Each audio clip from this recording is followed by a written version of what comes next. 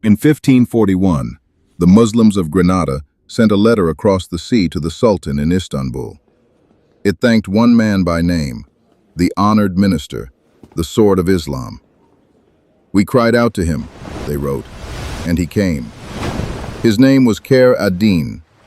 Hollywood remembers a different man, a red beard, one eye, a severed hand, a wooden leg. They call him Barbarossa. That man never existed.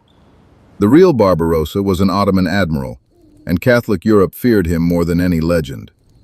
Their father was Albanian. Their mother was Andalusian, a Muslim who escaped the torture chambers of Spain. She survived to tell her sons what had been done to their own relatives, and to tell them of the Andalusians who refused to worship the cross in the place of God. She planted it in them as children. The Muslim mother, the book says, is the maker of heroes. Her sons were Aruj, Ishaq, Ilyas, and Khair. Sultan Selim I showed Aruj the letters smuggled out of the crypts of Andalusia. Then he gave him an order the world would call the impossible mission. Sail the length of the Mediterranean. Fight the Spanish, Portuguese, and Italian fleets combined. Break the sea fortresses, dock in an occupied city, and reach the churches before the priests can run. Search every dark crypt.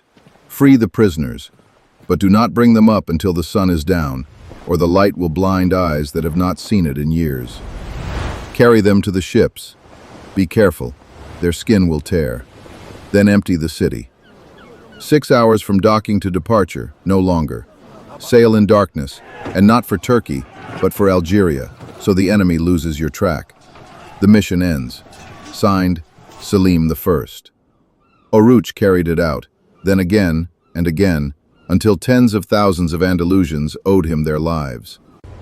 The Andalusians called him Baba Aruj, Father Aruj. The Italians heard it as Barbarossa, Redbeard. Ilyas was killed in the fighting. Aruj was taken by the Knights of St. John at Rhodes. He got free, took a crusader ship after killing every soldier aboard, and sailed it alone to Egypt. It ended at Tlemcen. A traitor opened the gates to Spain. He had already lost one hand freeing Muslim women and children. He fought on with the other. When Spain understood Aruj himself was down there, they sent to Madrid for reinforcements. He looked up, remembering the faces of the children he had carried back to their mothers.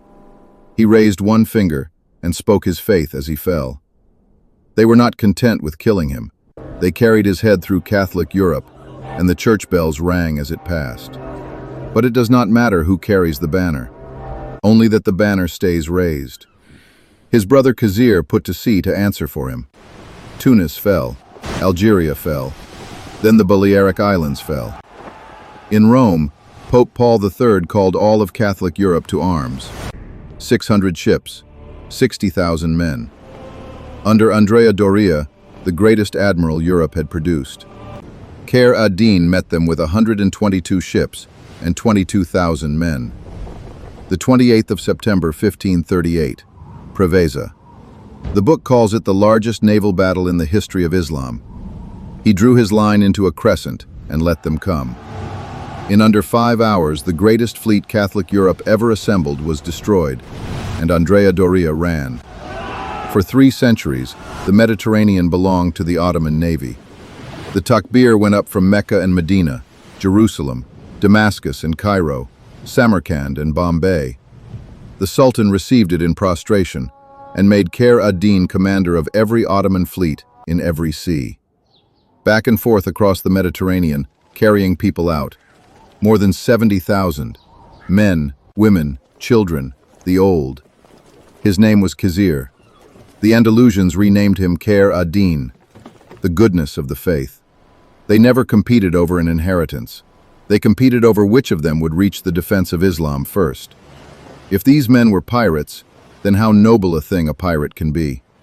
They did not go to sea for treasure. They went for something worth more than all of it.